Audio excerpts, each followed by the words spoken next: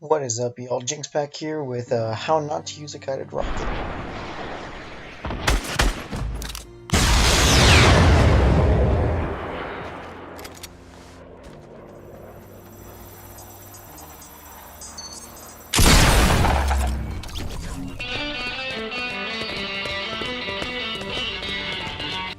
But really today, the topic of the video is going to end up being building. We're going to talk about how to build certain things, when to build them, how to escape getting trapped underneath somebody, how to edit certain pieces, what certain edits are used for.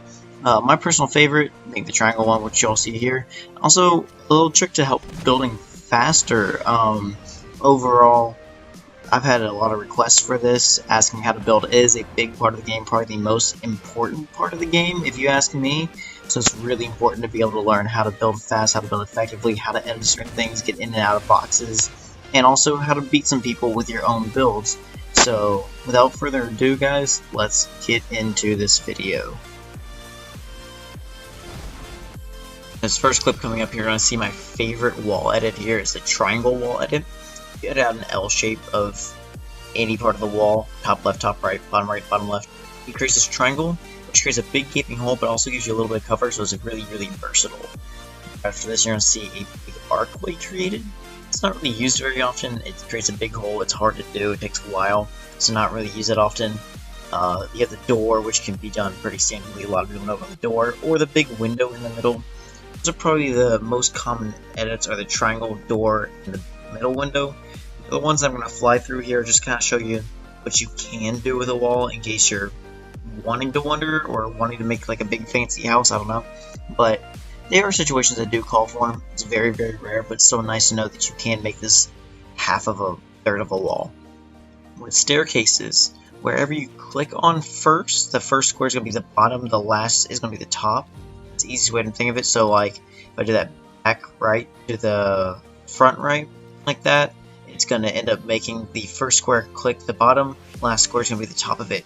So you draw a U shape, back right, back left, bottom's going to be back right, top's going to be that back left, in a U-shaped staircase. That's kind of how you have to think about these staircases, because they're also three-dimensional. When you're doing floors, whatever floor piece that you edit is where the hole is going to be. So whether you want 1/4 of a hole, you want half of it to be gone, make a big gaping hole, or if you want to make a little awkward curved platform for yourself, make a 3/4 hole and you got a little curved platform there. It's also one that's kind of a little unknown. It's this diagonal floor piece here. Don't really know what it's used for other than looking cool, looking fancy, if you want to make a neat little walkway or something. I'm not too terribly sure. But those are kind of your main edits, the triangle wall edits, the doorway, stuff like that. But an important one to learn is with your pyramid. There's one specific one, it's turning it into a ramp. Your normal pyramid's like this. If you edit the two closest to you, you're going to make yourself a ramp. It's only one click away from your wall, which is really important to do. Which, it seems like it might take a second to actually be able to feel like in the middle of combat, but you can preload it so it stays there. It's really quick to do, just like so.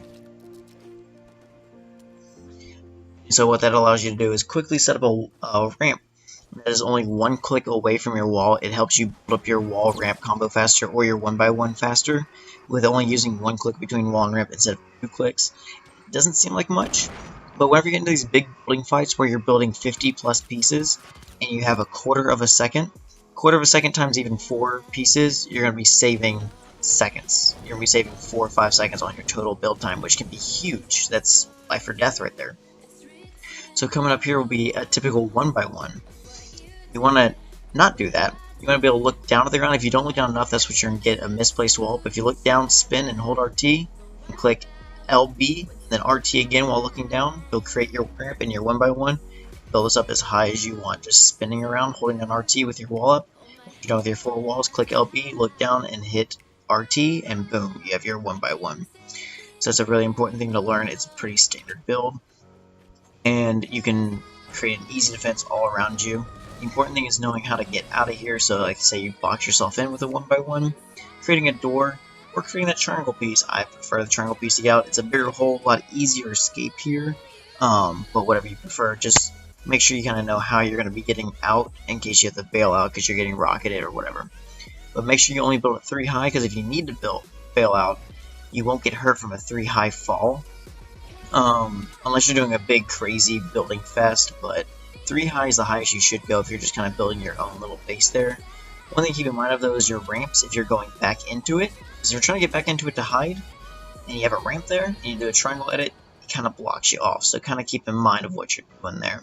Now say you have someone trapped, or someone's turtled themselves inside, and you're able to place one of your walls or one of your floors over them. Really huge. You think you just protected them, but really full control over where you want to edit, what hole you want to open up on the fight here. So editing the floor piece, you can look down. Editing the wall, you can big hole in the middle and be able to shoot through that hole in the middle. You can also do my favorite, you can do the triangle piece, which again is not a huge hole, but it's pretty damn big to be able to let someone in. Or edit out this top row one of those few times it's a thing and be able to kill them right there. It's really nice to be able to trap them in, such as my full gameplay right here. I'll let the clip roll, and you'll see how I use that edit to actually gain an advantage on him by replacing one of his walls and editing out a hole there.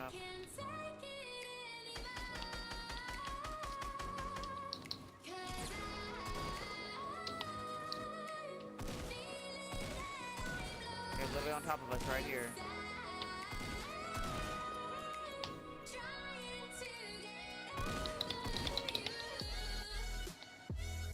Ready? One more.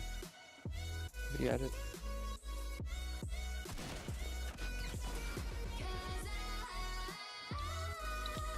I got it. So there we see that editing in practical use. Coming up next, we have some more advanced stuff, such as double ramping that you'll see here. The idea is someone's built up on top of you and you need to figure out how to counter it. You want to build a ramp out below and one above you like so. I'm going to kind of slow it down. And once you get to the end, build an extra ramp so you can get up to this one, build a wall and a second ramp, and your typical 1x1 around you. And now you can look down on them. Good way of getting outside where they don't shoot on your ramp, stuff like that. And a good way to just counter any kind of push that someone pushes above you. Now, how do you beat that? If you're in this situation, you know, they're up above you or you see them starting to build this out, you want to flip around and start building the other way, just like so. And then once you build up the other way, it's a lot easier for you to use less material so you can continue building, get up a second 1x1. You can keep going up and up and up and up and up with this however high you want, but now you have high ground over them. Talking about our building backwards. If you're in the middle of a gunfight where you get that guy that you build up a wall, he immediately shoots it down and starts trying to peg you. If you start building backwards while running backwards, you're going to create multiple layers of walls in front of you. So that way, they go through multiple layers and aren't actually able to reach you by the time they have to reload, letting you fully set up either your 1x1 or just a simple wall ramp and be able to shoot back here. Unfortunately, guys, I missed a shot. I hit them all. But building backwards is a great way to create multiple layers of walls between you and your enemy. The next clip here is going to be a basic ramp rush. He's going to be lower than me or equal ground to me. So as I rush, I'm just going to keep running up and rebuilding ramps like this. What it does is, since he's not above me, he can't actually look down, so the ramps will act like a wall and normal ramp of letting me just head peek like that. So it's really good for getting both cover and progressing towards them, and at any point they start to build up, you can just continue to ramp upward and regain high ground over them. So by rushing at them and building multiple walls, jumping off of it, and keep rebuilding walls in front of yourself, you'll actually be able to create cover and be able to keep high ground at the same time. And then continuing off that, ramp building is really important to be able to go multiple directions, not just forward. So like here, if you go to the side, to the side, to the side, like this, you can create angles and be able to not only build upwards, but also build upwards into the left, upwards to the right, and be able to counter someone's building. So if someone builds up straight in front of you, you're able to go to the right and get up and around them, or if there's terrain in your way, or if the gunfight you hear is moving, you're able to move side to side and be more versatile in your building.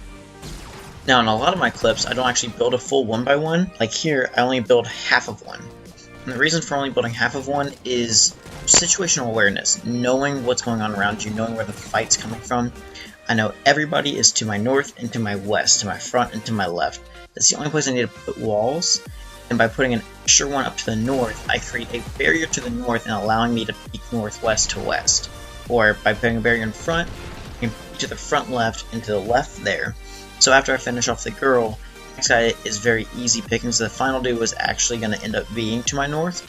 So it creates a barrier between me and him, so that way I can have my actual one-on-one instead of having to deal with a 2-on-1 with a second guy shooting me from a different angle.